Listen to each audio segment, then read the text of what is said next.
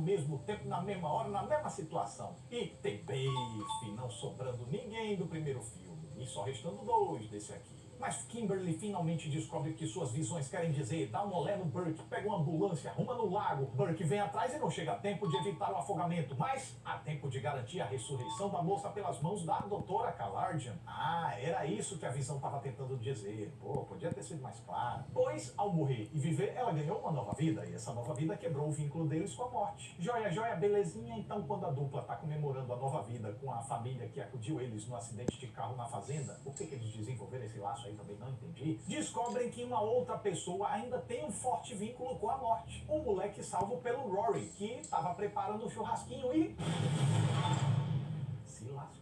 Mas peraí, vamos ter mais um tira-tema aqui que a gente precisa. O carro de reportagem que ia matar o guri só tava lá porque os mocinhos se acidentaram. E os mocinhos só se acidentaram porque sobreviveram ao acidente na rodovia do início. Se eles tivessem morrido lá, esse moleque nem teria o risco de ser atropelado por um carro de reportagem que nunca chegaria lá. Teria morrido de outra forma, então tava certo. Buguei. Fim de filme. Vamos para as curiosidades.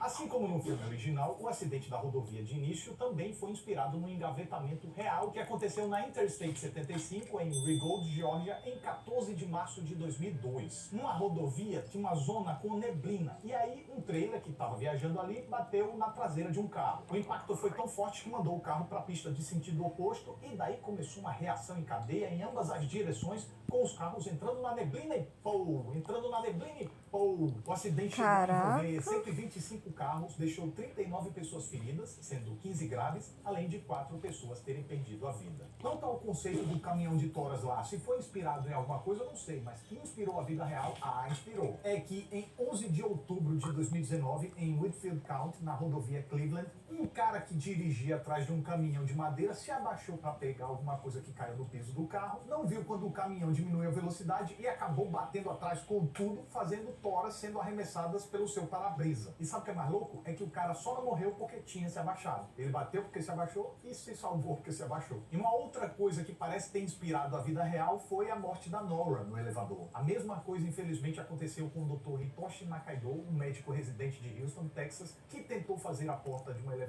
abrir através do sensor, só que ele falhou, deixou ele preso pelo pescoço e acabou tendo o mesmo fim que a Nora. Esse acidente aconteceu em agosto de 2003, 7 meses após a estreia de Premonição 2. Apesar de que essa ideia não é totalmente original, já que ela foi inspirada no filme O Elevador da Morte, de 2001, remake do holandês O Elevador Assassino, de 1980. Assim como no filme anterior, a narrativa vai soltando pistas sobre o destino dos personagens, mas vamos nos atentar aqui às mais discretas. O acidente inicial mesmo é pronunciado ainda na abertura quando mostra um caderno com a escrita Road Trip, ou Viagem de Estrada, mas está com o T tampado, e aí fica Road Rip.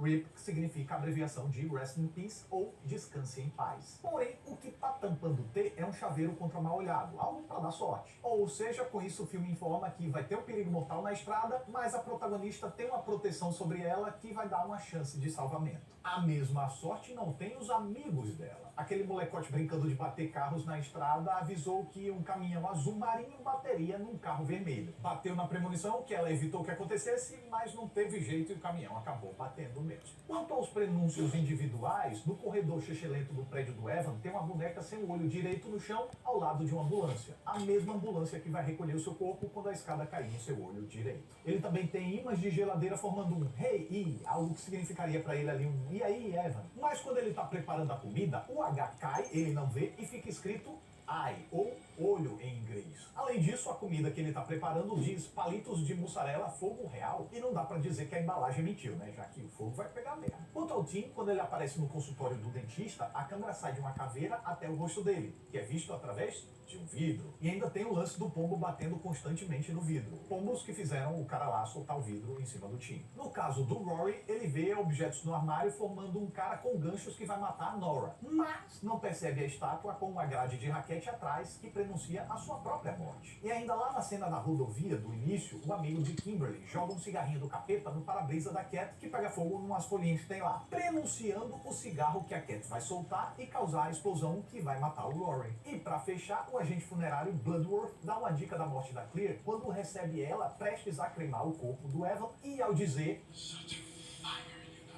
depois, quando tá todo mundo reunido no apartamento do Burke, Eugene diz a Claire: If death is out to get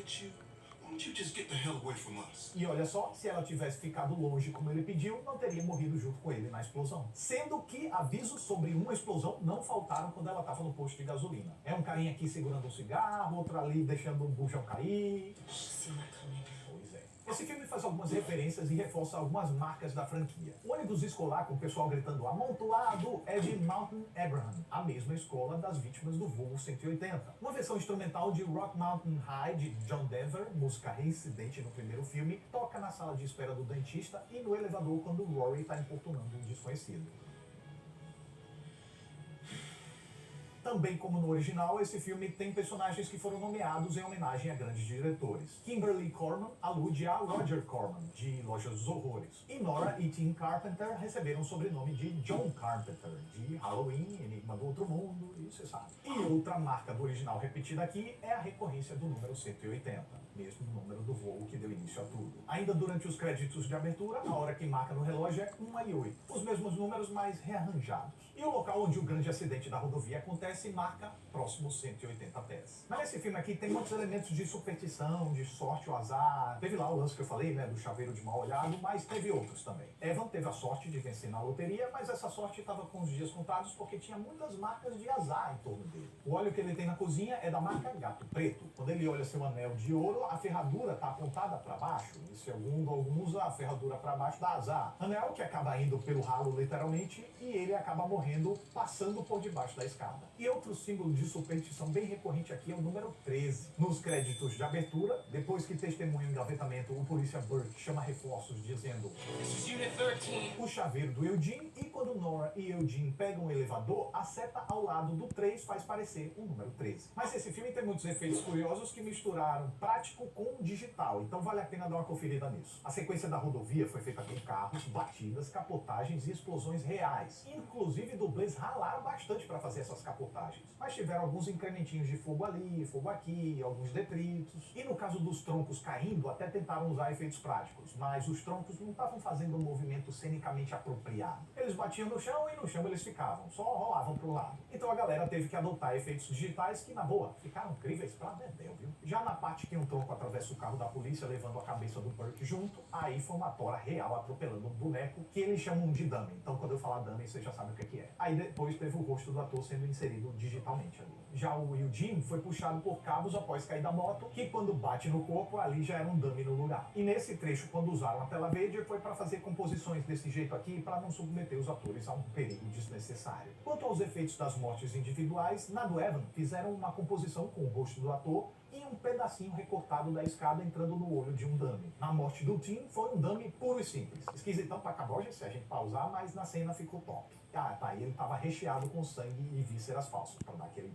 A tela verde só foi usada para filmar pombos e inserir mais alguns ali digitalmente. Já a morte da Nora foi um pouquinho mais complexo. A atriz fez os takes do rosto, uma dublê fez os takes do corpo, e no momento da mutilação, a dublê com um capuz verde tirou a cabeça de um buraco no fundo verde. E aí compõe com o fundo real, põe sangue e textura e voilá! Já no caso do empalamento da Cat, aí foi bem mais simples. Na hora que o airbag infla, era um dummy. Quando revela o estrago, era uma prótese de cano colada na atriz. Agora, a morte do Rory foi o creme de la creme dos efeitos. Uma mistureba muito da Showpimpa. Primeiro fizeram um dummy só do peito para baixo com duas partes que se dividiam e soltavam vísceras falsas. Aí do peito para cima era o próprio ator com uma prótese e usando um colã verde da cintura para baixo. Então na hora de gravar ele ficava por trás do pedaço do dummy e na hora do golpe cada parte caía para um lado. E o bracinho caindo ainda foi um incremento aí de uma composição que fizeram com parte de dummy. No caso da Claire foi uma conjunção de luz para deixar ela brilhando e efeitos digitais para deixar ela queimando. E depois na explosão o efeito foi uma misturinha bacaninha de digital com prático. Ah, faltou o moleque do final. Foi uma composição de um dummy explodindo com o pessoal reagindo. E uma prótese de braço caindo na mesa. E o contador da...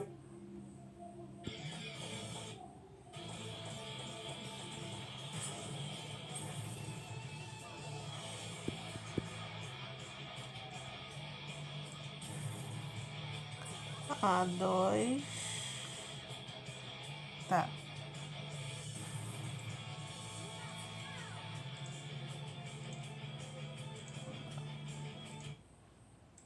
Isso marca 11 corpos, mais o registro da morte do Alex e mais 15 pessoas que morreram no acidente principal. No total, então, foram 27 mortes nesse filme. E aqui eu destacaria, poderia ser a do Tim, mas como ele só morreu porque foi muito panguão, não merece não. Merece mais o Rory, que foi partido por uma seca de forma improvavelmente inusitada, mas que foi uma conjunção de efeitos muito da hora.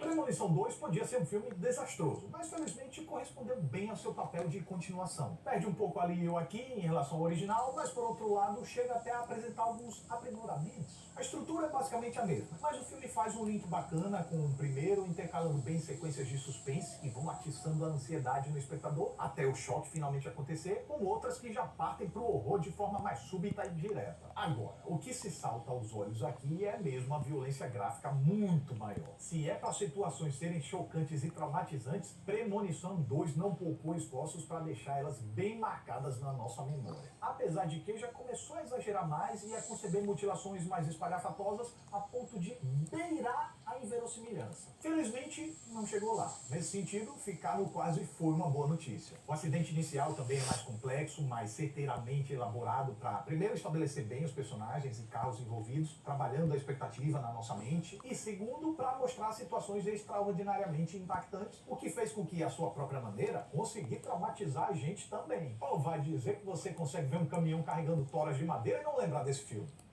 E um bom motivo para chegarem nisso é que conseguiram preservar um certo realismo, mesmo que tenha sido um pouco mais exagerado do que o antecessor. E muito disso se deve à mistura na medida de efeitos digitais com práticos. Agora, se tem uma coisa que esse filme aqui foi realmente aquém do antecessor, é a conexão com os personagens. Aqui se fragilizou demais. Não que o original tivesse grandes personagens, mas ao menos tinha um protagonista que tornava reais as irreais situações na qual se envolvia, graças à sua diferenciada intensidade. O Alex suava, sofria, se encucava, ele ficava encasquetado. Isso, consequentemente, até deixava quem estava em torno dele mais interessante. Pois se a gente se preocupa com ele, tende a se preocupar com quem ele se preocupa. Mas aqui, apesar de não ter um protagonismo vergonhoso, não estou indo para esse lado também, são interpretações mais mornas, que não parecem estar temendo muito o que está acontecendo, que não sentem muito pelas mortes dos demais. O protagonista sequer lembra que perdeu amigos na rodovia, o que é algo que vem do roteiro e ainda faltou aquele toque da direção. Mas a soma desses fatores de roteiro, direção e elenco fez com que os mocinhos não fossem tão hábeis em cativar a gente a ponto da gente desenvolver laços fortes. Porém, felizmente, mesmo a gente não se importando muito com os personagens de forma mais pessoal, a narrativa ainda é capaz de despertar uma certa empatia isenta, sabe? Já que as situações são punitivas o suficiente pra gente não querer ver ninguém naquela situação. E até mesmo no caso do personagem mais babaca e repreensível, o filme ainda dá um jeitinho de dar uma redenção pra ele pouco antes de morrer. Eu vi o que você fez aí, hein, filme? Que bom que não foi gratuito e ainda teve um callback no final, que, convenhamos, não faz muito sentido, como várias outras licenças poéticas forçadinhas aqui ao longo do filme. Mas no saldo, acho que é uma boa obra, deu pra passar. E nas bilheteiras, o filme deu bom? Não tanto quanto o original, mas ainda assim é empolgante pros executivos. Foram 46,9 milhões domésticos, 43,9 milhões no cenário internacional e 90,9 milhões ao todo. Mas não para, essa conta não bate não. É porque eu tô falando de valores arredondados, né? Resultado esse que ainda fazia valer a pena